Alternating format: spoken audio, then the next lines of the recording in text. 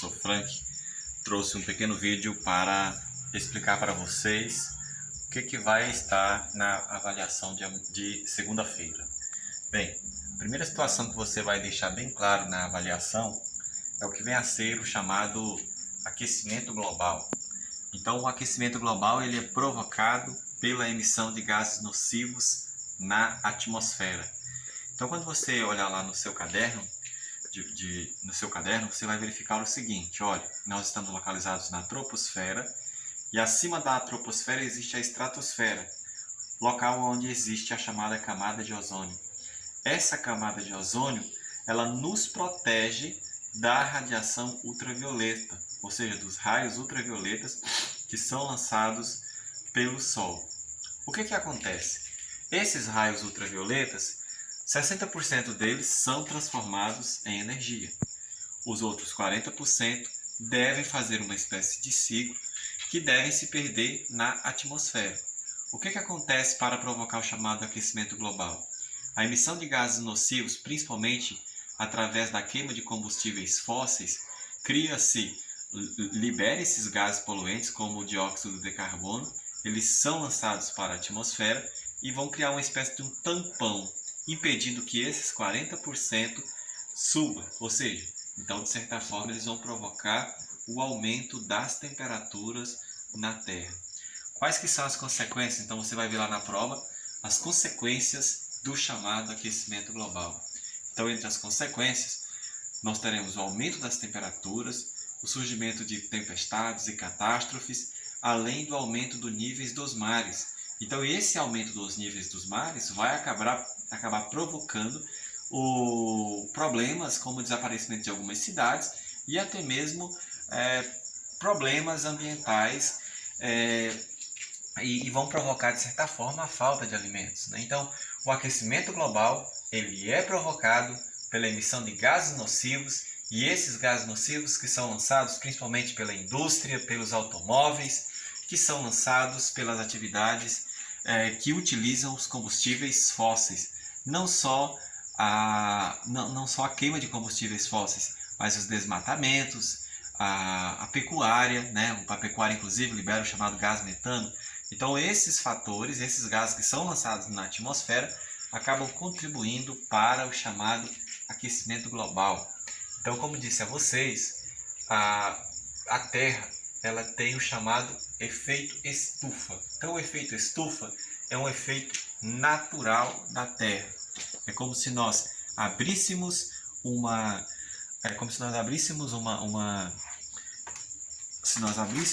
estufa, então nós estaremos nos protegendo dos raios ultravioletas. O que acontece então? Ele é um efeito natural. É ele que protege a entrada desses raios solares. Então esse efeito estufa é porque sobre a chamada camada de ozônio, ela vai filtrar os raios, por isso que vai chamar estufa, porque ela vai filtrar os raios nocivos para que na Terra chegue somente os raios filtrados. Então, esse efeito estufa ele é um efeito natural, né? Que regula as temperaturas da Terra. Mas o homem, com a emissão dos gases nocivos, o homem está alterando esse efeito estufa. Então, a partir das atividades que lançam os gases nocivos, nós estamos verificando principalmente o aumento das temperaturas, e o efeito estufa ele está sendo aumentado, de forma que as temperaturas médias da Terra estão aumentando, surgindo assim alguns problemas como cânceres e vários outros problemas ligados ao aumento das temperaturas na Terra. Ou seja, o efeito estufa ele está sendo potencializado pelas atividades humanas, mas ele é um efeito natural, ou seja, natural, que regula as temperaturas da Terra. Bom, então nós desenvolvemos na nossa aula um estudo sobre as principais conferências. Professor, o que vai cair lá na prova? Protocolo de Kyoto. Então, o protocolo de Kyoto foi lançado lá na cidade japonesa de Kyoto, no ano de 1997, e o protocolo de Kyoto, ele lançou como meta reduzir a emissão de gases nocivos a níveis dos anos de 1900. Ou seja, então os grandes países industriais eles têm como desafio reduzir a emissão de gases poluentes. Não só os países, mas as grandes indústrias. Então, de certa forma, qual que é a grande problemática? Então, lá na questão, vocês vão encontrar uma questão falando sobre a problemática do protocolo de Kyoto. O protocolo de Kyoto, ele deixa bem claro que se uma empresa, um país, ele conseguir atingir as metas, né, de redução dos níveis de poluentes na atmosfera, ele inclusive pode vender esse excedente para outro país ou para outra grande corporação. Ou seja, então você verifica que nesse processo o protocolo de Kyoto deixa críticas, porque ele, ao mesmo tempo que ele estabelece metas de redução, mas ele estabelece uma meta de redução desigual. Ou seja, não é todo mundo que vai reduzir a emissão de gases nocivos. Aqueles que conseguem reduzir vão inclusive vender para outros. Então, de certa forma, algumas partes do mundo vão ficar prejudicadas porque esse equilíbrio de reduzir os níveis para os anos de 1900 não vai ser reduzido a um nível total. Então, o protocolo de Kyoto ele traz como meta reduzir a emissão de gases nocivos a níveis dos anos de 1900, mas essa redução ela não ocorre de forma igualitária. Algumas áreas da Terra vão ter mais benefícios, porque, por exemplo, ele não deixa claro, por exemplo, os Estados Unidos vai ter que reduzir tanto, o Brasil vai ter que reduzir alguma porcentagem. Não, ele deixa claro que eles podem reduzir as suas emissões, e inclusive podem investir na redução de níveis de poluentes em outras áreas do globo.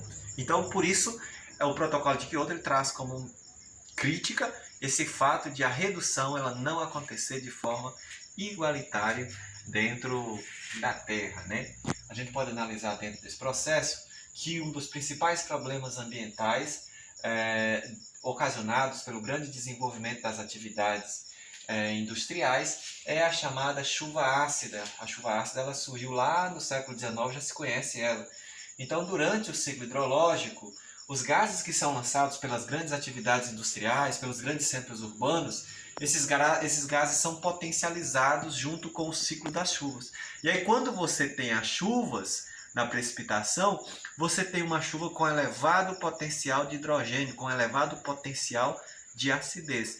Então, uma das características que a gente vai verificar dentro dessa chuva ácida é que ela vai ter uma capacidade de ter uma grande capacidade de ser corrosiva, de destruir plantações, de destruir prédios, casas, desencadear alergias em pessoas que moram nessas áreas próximas. E as principais áreas do globo onde se tem a chuva ácida principalmente em países onde há grande índice de industrialização, como os Estados Unidos, a China, a União Europeia. Então, essas áreas do globo são as áreas onde vai se ter uma grande quantidade de chuvas ácidas. No Brasil, por exemplo, São Paulo, já é comum a ocorrência de chuva ácida. Ou seja, então em ambientes de grande concentração urbana, em ambientes de grande concentração industrial, esses gases que são lançados na atmosfera são potencializados durante o ciclo hidrológico e vão provocar a formação de uma chuva altamente corrosiva, altamente destrutiva, né? Vocês vão fazer na prova de vocês também uma perguntinha relacionando o que são as energias renováveis, né? Então, as energias renováveis são a biomassa, a energia eólica, a energia solar e a energia hidráulica. Então, as energias renováveis são as energias que se renovam dentro do ciclo de vida de uma pessoa. Então, por exemplo, se eu consumo um etanol, então eu posso ter a matéria-prima do etanol todos os anos. A energia solar ela é renovável todos os anos. A energia eólica, o Brasil tem grande potencial de produção de energia eólica no Nordeste, né? Grande potencial de produção hidráulica, ou seja, 70% de toda a energia produzida no Brasil provém dessa matriz que é a matriz hidroelétrica. O Brasil tem grande potencial eólico no Nordeste, grande potencial solar e grande potencial de energia através da biomassa. Ou seja, então as energias renováveis elas têm como característica o poder de renovação dentro do meio natural. E trazem como outra característica um outro benefício que vocês vão colocar lá na prova de vocês é que geralmente essas fontes são fontes de baixa poluição, elas têm baixo poder de poluição na atmosfera, né? Então nós vamos verificar o seguinte: as energias renováveis geralmente são energias que têm baixo poder de emissão de gases nocivos na atmosfera. Por exemplo, não está provocando sombra não, né? Por causa do seu dedo. Então, de certa forma, energia eólica, né? Ela não emite gases nocivos. A energia solar também, né? Então, através da energia fotovoltaica, energia hidrelétrica. Então, são fontes limpas, são fontes que não produzem gases nocivos para a atmosfera. E dentro dessa energia renovável, você vai explicar na sua resposta qual que é o benefício que essas energias elas trazem para o desenvolvimento sustentável. O que é sustentabilidade? Então, primeira coisa que você tem que gravar na sua ideia: sustentabilidade. Produzir de forma racionalizada, de forma a garantir a existência de gerações futuras. Então, essas energias, essas fontes de energia aqui, elas não contribuem, você vai colocar, olha, elas não contribuem para o aquecimento global e elas têm o alto poder de se renovar dentro do meio natural. Então elas trazem como benefício, essas fontes renováveis, elas trazem como benefício, além de serem fontes que têm baixo poder de emissão de gases nocivos na atmosfera, elas também são fontes que se renovam e podem, inclusive, diversificar a matriz energética do globo. Então elas, provocando a diversificação da matriz energética do globo, elas trazem essa característica, né? Lá dentro da prova, vocês vão ter esse gráfico aqui, aonde vocês vão ter que colocar essa porcentagem aqui. Então, por exemplo, a irrigação, ela sozinha, ela é responsável por 70% de toda a utilização de água doce no globo. Então a irrigação, ela é a atividade humana que mais desperdiça água, que mais utiliza água. Por que a irrigação é a atividade humana que mais utiliza água? Porque ela tem uma necessidade de grande quantidade de água para produzir alimentos. Grande quantidade de água para produzir alimentos. De água, né? Então, para produzir alimentos. Então, a necessidade humana de produzir alimentos faz com que essa seja a atividade que mais utilize água. Então, de certa forma, para produzir alimentos irrigados requer uma elevada quantidade de água, e nós temos dentro do globo, você vai colocar, olha, nós temos 8 bilhões de pessoas no globo. Então essa elevada quantidade de pessoas existentes no globo, elas demandam por uma grande quantidade de alimentos. E essa grande demanda de quantidade de alimentos é o grande responsável. Então a grande demanda por alimentos para o globo, para os 8 bilhões de pessoas, é o grande responsável por esse setor concentrar 70% de toda a água utilizada, água doce utilizada dentro do globo. E aí você vai finalizar respondendo o seguinte, né? A escassez de água. Então a escassez de água, ela é provocada justamente pela ampliação do consumo de água e pela poluição dos recursos naturais, dos recursos hídricos. Além desse processo, você verifica que existe uma má gestão, uma má utilização dos recursos hídricos. Então isso são fatores que acabam contribuindo para a chamada escassez hídrica. Então, só para finalizar, o que você vai deixar bem claro para a sua prova? O que você vai precisar da sua prova? Entender o que é aquecimento global, né? Você vai precisar entender o que é o efeito estufa e o que faz com que ele seja potencializado.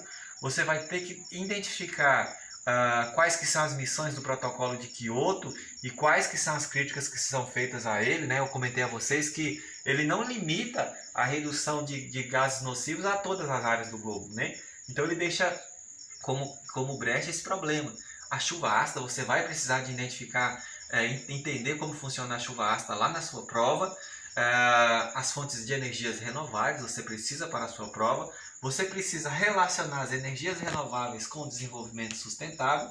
E você precisa, para a sua prova, entender quais que são os fatores que acabam promovendo a escassez de água dentro do globo. Forte abraço, espero que essa explicação contribua para vocês.